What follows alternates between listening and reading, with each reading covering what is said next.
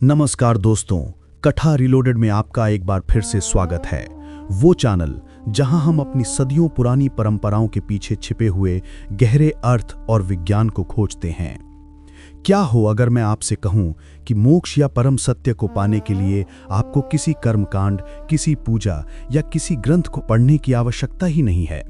क्या हो अगर मैं कहूं कि चेतना का सर्वोच्च शिखर छूने का रहस्य आपकी अपनी ही सांसों में, आपकी साधारण सी खुजली में या आपके भोजन के स्वाद में ही छिपा है। ये कोई नई युग की बात नहीं, बल्कि ये उस महान और क्रांतिकारी ग्रंथ का ज्ञान है जिसे विज्ञान भैरव तंत्र कहते हैं। ये भगवान शिव और देवी पार्वती के बीच हुआ एक अद्भुत संवाद है, जिसमें शिव समाधि को अनुभव करने की 112 अचूक और सीधी विधियां बताते हैं। आज हम इस महान ग्रंथ के उस खजाने में उतरने वाले हैं जो हमारी सबसे मौलिक और सबसे सहज क्रिया, हमारी सांसों पर आधारित है। तो चलिए जानते हैं कि कैसे आपकी हर आती जाती सांस समाधि का द्वार बन सकती है। पहली विधि, 2 श्वासों के बीच का द्वार। ऊर्ध्वे प्राणो हि अधो जीवो विसर्गात्म परोच्चरेत, उत्पत्ति द्वितया स्थाने भरणात भरिता स्थिति ही। अर्थात प्राण यानी श्वास ऊपर की ओर जाता है और जीव यानी श्वास नीचे की ओर। इन दोनों की विसर्ग से परम देवी प्रकट होती है। इन दोनों की उत्पत्ति के स्थान पर अर्थात 2 श्वासों के बीच के अंतराल पर मन को भरने से व्यक्ति अपनी भरी हुई अर्थात पूर्ण स्थिति में स्थित हो जाता है। जब आप सांस लेते हैं और फिर सांस छोड़ते हैं तो इन दोनों के बीच में एक बहुत छोटा क्षण भर का ठहराव आता है। इसी तरह जब आप सांस छोड़ते हैं और फिर अगली सांस लेने वाले होते हैं तब भी एक छोटा सा अंतराल आता है। शिव कहते हैं कि यही अंतराल, यही खाली जगह समाधि का द्वार है। आपको बस पूरी जागरूकता के साथ इस छोटे से गैप को देखना है। जब सांस अंदर आए उसे जाने, वह रुके उस ठहराव को पकड़ें। जब सांस बाहर जाए उसे जाने, वह फिर रुके उस ठहराव को पकड़ें।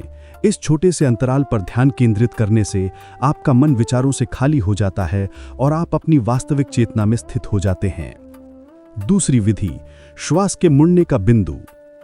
मरुतो अंतर बहिर्वापी व्यद्युग्मानिवर्तनात् भैरव्यात् भैरवस्येत्थम भैरवी व्यज्यते वपुः। अर्थात जब वायु अर्थात श्वास अंदर या बाहर की ओर मुड़ती है तो 2 शून्य अवस्थाएं आती हैं। भैरवी के इस मुड़ने से भैरव चेतना का स्वरूप प्रकट होता है। ये पिछली विधि का ही एक सूक्ष्म रूप है। यहाँ ध्यान 2 श्वासों के बीच के ठहराव पर नहीं, बल्कि उस प्रिसाइज मोड़ पर है जहाँ सांस अपनी दिशा बदलती है। जब सांस पूरी तरह से अंदर चली जाती है और बाहर की ओर मुड़ने ही वाली होती है, उस यू टर्न के क्षण को पकड़ें। जब सांस पूरी तरह से बाहर चली जाती है और अंदर की ओर मुड़ने ही वाली होती है, उस यू टर्न के क्षण को पकड़ें। शिव कहते हैं कि इन मुड़ने के बिंदुओं पर ऊर्जा का एक छोटा सा विस्फोट होता है। यदि आप अपनी पूरी चेतना को उस एक क्षण पर ले आएं तो विचार थम जाते हैं और आप चेतना के शांत केंद्र में प्रवेश कर जाते हैं। तीसरी विधि, श्वास के पूर्ण ठहराव में विलय।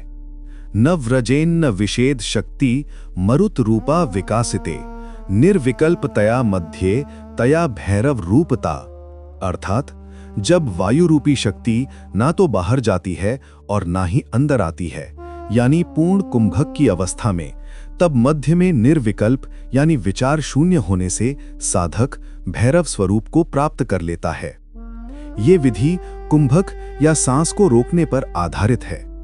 धीरे धीरे गहरी सांस लें और उसे अंदर रोक लें, यानी अंतः कुंभक।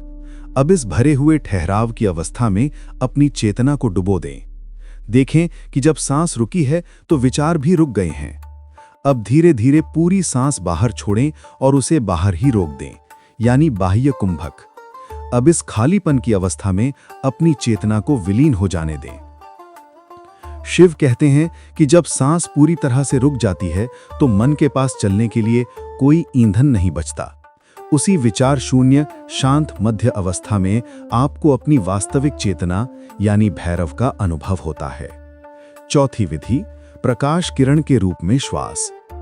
कुंभिता रेचिता वापी पूरिता वा यदा भवेद तदंते शांत नामासौ शक्त्या शांत प्रकाशते। ये सूत्र सीधे तौर पर प्रकाश किरण की बात नहीं करता, लेकिन इसकी व्याख्याओं में इस विधि को शामिल किया गया है जो प्राण के ऊर्ध्वगमन से संबंधित है। ये एक कल्पना पर आधारित शक्तिशाली विधि है। जब आप सांस लें तो कल्पना करें कि आप केवल हवा नहीं बल्कि एक सुनहरी दिव्य प्रकाश की किरण को अंदर खींच रहे हैं। महसूस करें कि ये प्रकाश की किरण आपकी रीढ़ की हड्डी के सबसे निचले हिस्से यानी मूलाधार से प्रवेश कर रही है। जैसे जैसे आप सांस अंदर खींचते जा रहे हैं, कल्पना करें कि ये प्रकाश की किरण आपकी रीढ़ की हड्डी के साथ साथ ऊपर चढ़ रही है, आपके सभी चक्रों को रोशन करती हुई और आपके सिर के शीर्ष यानी सहस्त्रार तक पहुंच रही है। जब आप सांस छोड़ें तो आप या तो कल्पना कर सकते हैं कि ये प्रकाश आपके पूरे शरीर में फैल रहा है या वापस नीचे जा रहा है। ये विधि प्राण ऊर्जा को सीधे ऊर्ध्वगामी बनाती है और कुंडलिनी जागरण में बहुत सहायक है। 5वीं विधि, श्वास के साथ ओम का मौन जाप यानी अजपा जप। ये विधि श्वास को एक जीवंत मंत्र में बदल देती है। इसे अजपा जप भी कहते हैं, यानी ऐसा जप जो बिना होठों और जीभ का उपयोग किए अपने आप चलता रहता है। शांति से बैठ जाएं और अपनी आती जाती सांसों पर ध्यान दें। अब अपनी श्वासों के साथ एक मौन ध्वनि को जोड़ें। जब आप सांस अंदर लेते हैं तो कल्पना करें कि एक शुद्ध और पवित्र ध्वनि सो आपके भीतर प्रवेश कर रही है। ये ध्वनि उस ब्रह्मांड की परम चेतना का प्रतीक है। और जब आप सांस बाहर छोड़ते हैं तो मन ही मन हम की ध्वनि को महसूस करें। हम का अर्थ है मैं। तो हर आती सांस के साथ सो और हर जाती सांस के साथ हम।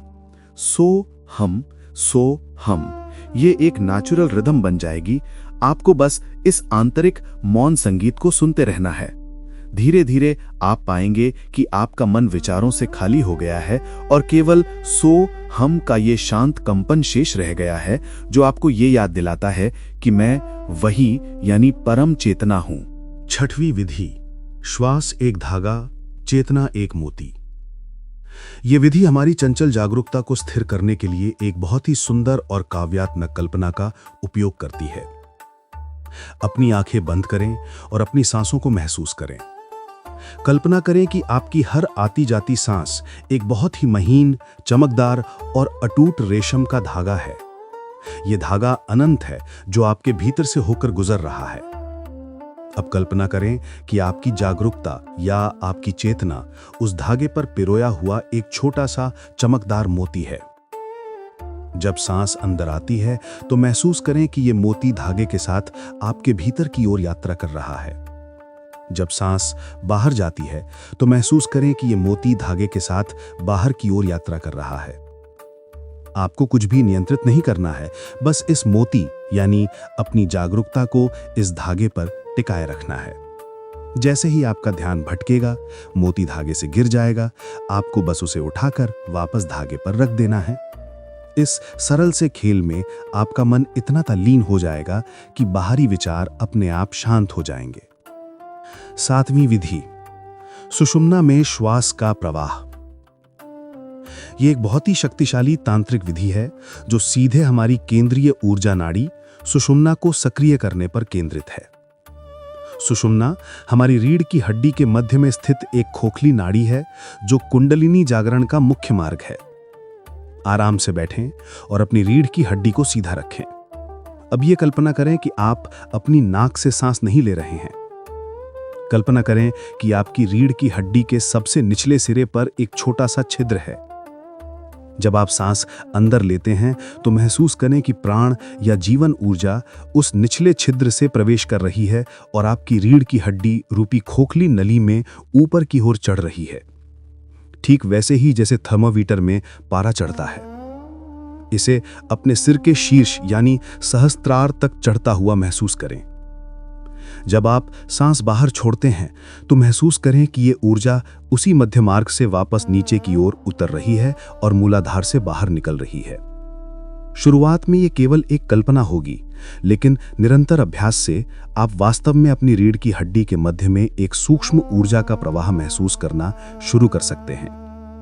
ये विधि प्राण को सीधे सुषुम्ना में प्रवाहित करने में मदद करती है, जो गहरे ध्यान और चेतना के विस्तार के लिए आवश्यक है। 8वीं विधि, पूरे शरीर से सांस लेना। ये विधि हमारी चेतना को शरीर की सीमाओं से निकालकर उसे ब्रह्मांडीय चेतना के साथ एक करने में मदद करती है। ये मैं और ब्रह्मांड के बीच की दीवारों को तोड़ने की एक तकनीक है। शांति से लेट जाएं या बैठ जाएं। अब ये महसूस करना शुरू करें कि आप केवल अपनी नाक से सांस नहीं ले रहे हैं। कल्पना करें कि आपका पूरा शरीर एक स्पंज की तरह है जिसमें लाखों करोड़ों छोटे छोटे छिद्र हैं। जब आप सांस अंदर लेते हैं तो महसूस करें कि ब्रह्मांड की दिव्य जीवनदायिनी ऊर्जा आपके प्रत्येक रोम छिद्र से, प्रत्येक कोशिका से आपके भीतर प्रवेश कर रही है और आपको भर रही है। आप ब्रह्मांड को पी रहे हैं। और जब आप सांस बाहर छोड़ते हैं तो महसूस करें कि आपकी अपनी चेतना, आपका अपना अस्तित्व आपके हर रोम छिद्र से बाहर निकलकर पूरे ब्रह्मांड में फैल रहा है। आप ब्रह्मांड में विलीन हो रहे हैं। हर आती सांस के साथ ब्रह्मांड आपके भीतर आ रहा है। हर जाती सांस के साथ आप ब्रह्मांड में फैल रहे हैं। इस निरंतर आदान प्रदान के अभ्यास से धीरे धीरे भीतर और बाहर का भेद मिटने लगता है। आपको ये गहरी अनुभूति होने लगती है कि आप और ये ब्रह्मांड अलग अलग नहीं हैं, बल्कि एक ही जीवंत और स्पंदित ऊर्जा के दो पहलू हैं। 9वीं विधि, छींक के क्षण में ध्यान। क्षुधाद्यन्ते भये शोके गह्वरे वा रणाद्रुते कुतूहले क्षुधाद्यन्ते ब्रह्म सत्ता मुकागता। ये सूत्र छींक के साथ साथ अन्य तीव्र क्षणों की भी बात करता है। अर्थात छींक आने के ठीक पहले या बाद में, गहरे भय या शोक में, किसी गुफा में या युद्ध से भागते समय, गहरी जिज्ञासा में या भूख के अंत में यानी तृप्ति के क्षण में ब्रह्म की सत्ता यानी शुद्ध चेतना निकट होती है। जब आपको छींक आने वाली होती है तो उस 1-2 सेकंड के लिए आपका पूरा अस्तित्व, आपकी पूरी ऊर्जा एक बिंदु पर केंद्रित हो जाती है। उस क्षण में कोई विचार नहीं होता, कोई अतीत या भविष्य नहीं होता। शिव कहते हैं कि उस ऊर्जा के विस्फोट के क्षण में पूरी तरह से जागरूक हो जाओ। उस क्षण में होश बनाए रखने से आप अपनी सामान्य चेतना से बाहर निकलकर एक तीव्र विचार शून्य अवस्था का अनुभव कर सकते हैं। 10वीं विधि, थकी हुई श्वास में विश्राम। ये विधि भी पिछले सूत्र के रणाद्रुते यानी युद्ध से भागते समय वाले हिस्से से प्रेरणा लेती है। खूब तेज दौड़ें, सीढ़ियां चढ़ें या कोई भी ऐसा शारीरिक व्यायाम करें जिससे आपकी सांसें पूरी तरह से उखड़ जाएं। जब आप पूरी तरह से थक जाएं और हाँप रहे हों तो अचानक रुक जाएं और बस बैठ जाएं या लेट जाएं। अब कुछ भी ना करें, बस अपनी उस तेज और अनियंत्रित श्वास को देखते रहें। उस गहरी थकावट में अपने शरीर और मन को पूरी तरह से ढीला छोड़ दें। शिव कहते हैं कि जब शरीर और मन पूरी तरह से थक जाते हैं तो अहंकार के पास लड़ने की कोई ऊर्जा नहीं बचती। उस गहरी शिथिलता और थकी हुई सांस को देखते देखते आप अचानक पाएंगे कि आप अपने शरीर और मन से अलग एक शांत साक्षी मात्र रह गए हैं। इस प्रकार विज्ञान भैरव तंत्र हमें दिखाता है कि हमारी हर एक साधारण सांस असाधारण संभावनाओं का एक ब्रह्मांड अपने भीतर छिपाए हुए है। यह हमें याद दिलाता है कि मोक्ष कोई दूर का सपना नहीं, बल्कि वो हमारे उतना ही करीब है जितनी कि हमारी अपनी अगली सांस। ये तो केवल उन 112 विधियों में से कुछ ही थीं जो श्वास पर आधारित हैं। कल्पना कीजिए, अभी तो संवेदनाओं, ध्वनियों, प्रकाश और हमारे दैनिक जीवन के हर छोटे बड़े अनुभव में छिपे हुए कितने ही रहस्य बाकी हैं। उम्मीद है कि शिव की इन सरल और गहन विधियों ने आपको ध्यान और आध्यात्मिकता को एक नई दृष्टि से देखने के लिए प्रेरित किया होगा। हम बहुत ही जल्दी विज्ञान भैरव तंत्र की शेष अद्भुत विधियों के रहस्यों के साथ एक नए वीडियो में आपके समक्ष फिर से उपस्थित होंगे। अगर आपको हमारा ये प्रयास पसंद आया तो प्लीज़ इस वीडियो को लाइक करें, अपने विचार कमेंट्स में बताएं और हमारे इस सफ़र में जुड़ने के लिए कथा रिलोडेड को सब्सक्राइब करना ना भूलें। याद रखिएगा, हर कथा एक नई दृष्टि, यही है कथा रिलोडेड। हम जल्द ही मिलेंगे, तब तक के लिए नमस्कार।